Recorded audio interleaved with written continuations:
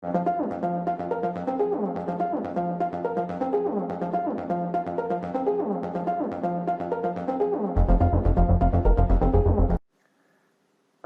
আলাইকুম। Skill IT এর Bangla video সিরিজে সবাইকে জানাই স্বাগতম। আমি তারেক আহমেদ। আজকের পর্বে আমরা মাইক্রোসফট অফিস প্যাকেজ প্রোগ্রাম নিয়ে আলোচনা করব। তো এই প্যাকেজ প্রোগ্রামের অধীনে অনেকগুলো টুলস আছে, যার মধ্যে MS Word, MS Excel, MS PowerPoint এগুলো খুব বহুল ব্যবহৃত হয়। তো এই পর্বে আমরা এমএস ওয়ার্ড নিয়ে আলোচনা করব। এমএস ওয়ার্ডের যাবতীয় বিষয়গুলো জানার চেষ্টা করব। এমএস ওয়ার্ড দিয়ে আমরা আমাদের টাইপিং এর কাজ করতে পারি, যেমন আমি দলিল লিখতে পারি, চিঠি লিখতে পারি, সিভি তৈরি করতে পারি বা বই সম্পাদন করতে পারি। তো এই কাজগুলো করা যায় এমএস ওয়ার্ড ইউজ করে। তো চলুন এমএস ওয়ার্ডে কিভাবে ব্যবহার করব সেটা দেখে নেই। তার জন্য আমাদের প্রথমে যেতে হবে আমাদের স্টার্ট বাটনে। এই যে স্টার্ট বাটনে ক্লিক করলাম, স্টার্ট বাটন থেকে আমি মাইক্রোসফট অফিস খুঁজে নিব। তো অল প্রোগ্রামে সেগুলো আছে, যেমন এই যে মাইক্রোসফট অফিস, এখানে ক্লিক করলাম।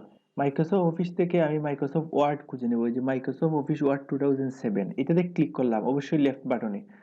ক্লিক করার সাথে সাথে মাইক্রোসফট অফিস ওয়ার্ড এই যে ওপেন হয়ে গেছে। তো আমি প্রাথমিকভাবে এই যে ইন্টারফেস, এই যে উইন্ডোজ স্ক্রিন, এটার পরিচয় দিয়ে দিই। এটার নাম হলো টাইটেল বার, এই যে ডকুমেন্ট ওয়ার্ড। এটা যখন আমরা সেভ করব তখন এই নামটা আমরা বদলাতে পারবো।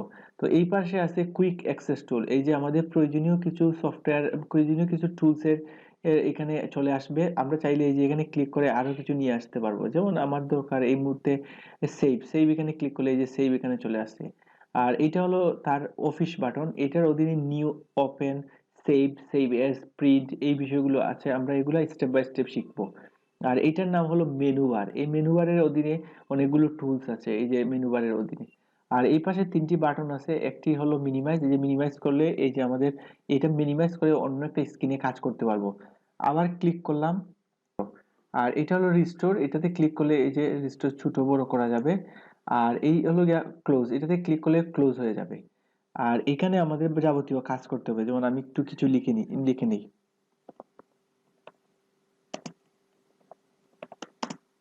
তো আমি এটা লিখলাম হ্যালো ওয়ার্ল্ড। আর তারপরে এই নিচেরটা হলো স্ট্যাটাস বার, এই যে এই পাশে কত নাম্বার পেজে আমরা আছি সেটা দেখাবে। আর এটা হলো আমি কতটি ওয়ার্ড টাইপ করলাম সেগুলো দেখাবে, যেমন আমি এই যে 3টি ওয়ার্ড এই মুহূর্তে টাইপ করলাম, তো এটি দেখাচ্ছে। আর এটা হলো স্ক্রিন মোড, আমি বিভিন্ন স্ক্রিন মোডে নিতে পারবো। এটা হলো জুমিং, এই যে জুম কমাতে পারি, এই যে আমার স্ক্রিন ছোট হয়ে যাচ্ছে, আবার স্ক্রিন বড় হচ্ছে, যে জুম। তো আমি আর এইদিকে হলো স্ক্রল বার, এই যে স্ক্রল বার। তো আমরা এখন একটু এই এই যে আমরা লিখলাম হ্যালো ওয়ার্ল্ড, এটা আমি একটু সেভ করব। সেভ করার জন্য এই যে আমাদের অফিসের এই যে অফিস বাটন, এখানে ক্লিক করতে হবে, করে এই যে সেভে ক্লিক করতে হবে। তারপর সেভ ক্লিক করার পর এই যে একটা বক্স চলে আসে, এই বক্সে আমি কি নাম দিব, তো এটার নাম আমি কেটে দিয়ে আমি দিলাম আমার ওয়ার্ড প্র্যাকটিস। এই ফাইলের নাম দিলাম ওয়ার্ড প্র্যাকটিস, তারপর সেভ দিয়ে দিলাম। তো আশা করি এটা সেভ হয়ে যাবে। তো এখন আমরা আর সেভ করতে হবে না, এখন যতবার লিখবো কন্ট্রোল এস দিলে সহজেই সেভ হয়ে যাবে, বারবার এরকম গিয়ে সেভ করতে হবে না। কন্ট্রোল এস শর্টকাটে সেভ করা যায়, মানে সেভের পরিবর্তে কন্ট্রোল এস দিয়ে দিব। তো আমি ইচ্ছে মতো যে কোনো কিছু লিখলাম।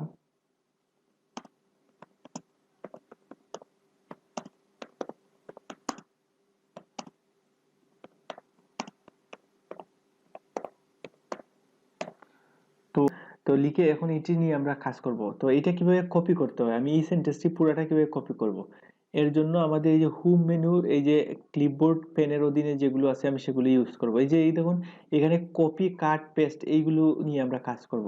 তো কিভাবে করবো, যেমন আমি চাচ্ছি এই পুরো লাইনটি আমি কপি করব, এর জন্য আমি এই যে এখানে মাউসের লেফট বাটনে ক্লিক করে যতটুকু দরকার ততটুকু আমি ব্লক করব। তো করা হয়ে গেল। তারপর এই যে কপিতে ক্লিক করব, এটাতে ক্লিক করা হলো। ওকে, এটা কপি হয়ে গেছে। এখন আমি এন্টার বাটন, কিবোর্ডের এন্টার বাটনে প্রেস করব, নিচে চলে গেল। এখন এটা আমি পেস্ট করব, তো এখানে ক্লিক করে তারপর এই যে এখানে ক্লিক করলাম, পেস্ট হয়ে গেছে। তো আশা করি পেস্ট করা বুঝতে পারছি। এখন আমি কাট করব, কাট মানে হলো একেবারে নিয়ে যাওয়া, মুভ হয়ে যাবে। যেমন এখান থেকে আমি এই ফ্রম ওয়ার্ডটি আমি একবারে কাট করে দিব, এই জন্য এই যে কাট, এই যে এখান থেকে চলে গেছে। এখন আমি নিচে নামবো, নেমে তারপর আমি পেস্ট দিব, এই যে পেস্ট হয়ে গেছে। তো ফ্রম সেন্টেন্সটি এখানে চলে আসছে।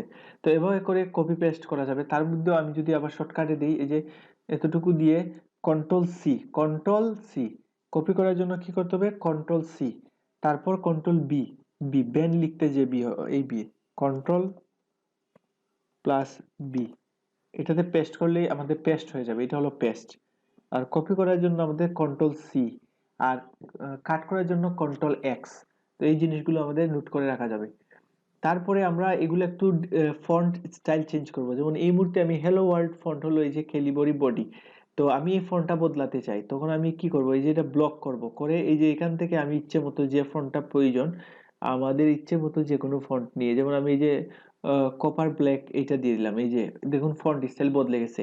তো এরকম করে যদি আমাদের কেউ বলে দেয় যে তুমি এই ফন্টটা চেঞ্জ করো, তাহলে কিভাবে করবো? যেমন আমি এখান থেকে, আমাকে বললো কমিক সেন্স এমএস নামে একটি ফন্ট আছে ওইটা দেওয়ার জন্য, তো এটা এভাবে খুঁজা তো আমাদের জন্য অনেক খুঁজতে খুঁজতে আমি অনেক সময় লাগবে। তো যার কারণে আমি যদি ফন্টের নাম জানি তাহলে সেক্ষেত্রে কি করব, সেক্ষেত্রে এই যে এখানে এটা ব্লক করব, করে আমি এটা শুধু লিখবো, একটি ওয়ার্ড লিখতেই এটা দেখবেন চলে আসবে, এই যে কমিক সেন্স এমএস, এই যে এখানে দেখাচ্ছে যত লিখবে, বা এই যে এখানে আমি এন্টার মেরে দিলে, এই যে এন্টার মেরে দিলাম, এই দেখুন ফন্ট চেঞ্জ হয়ে গেছে, কমিক সেন্স এমএস চলে আসছে। তো এরকম করে আসলে আমরা ফন্ট চেঞ্জ করতে পারবো। ফন্ট সাইজ কিভাবে চেঞ্জ করব, এই যে ব্লক করলাম, ব্লক করে এই যে এখান থেকে আমি ফন্ট সাইজ দিয়ে দিব, যেমন আমি 24 দিয়ে দিলাম। আশা করি সবাই বুঝতে পারছেন। তো এখানে আবার দেখা যাচ্ছে যে কিছু ফন্ট সাইজ, যেমন আমার দরকার 10.5, 10.5 কিন্তু এখানে নাই, বা 13 দরকার, সেটাও নাই। তো সেগুলা কিভাবে পাবো? যেমন আমি এখানে ব্লক করলাম, করে এই যে আমাদের 13 দরকার, তো 13 তো আমি খুঁজে পাচ্ছি না, সেক্ষেত্রে আমরা এই যে এখানে ব্লক করে আবার লিখে দিব 13, দিয়ে এন্টার দিয়ে দিব, এই যে বড় হয়ে গেল। তো এর বাইরেও আমরা যদি এটাকে বাড়াতে চাই, এভাবে ব্লক করে এই যে এটাতে দিলে, এটা হলো গ্রো ফন্টে দিলে এই যে এটা বেড়ে যাবে, গ্রো ফন্ট। তো এটাকে যদি আবার ছোট করতে চাই, আবার এরকম ব্লক করে এই যে এখানে দিয়ে দিব আমরা, এই যে সিঙ্ক ফন্ট, এটাতে ক্লিক করলে এটা হয়ে যাবে, তো এরকম ছোট হয়ে যাবে।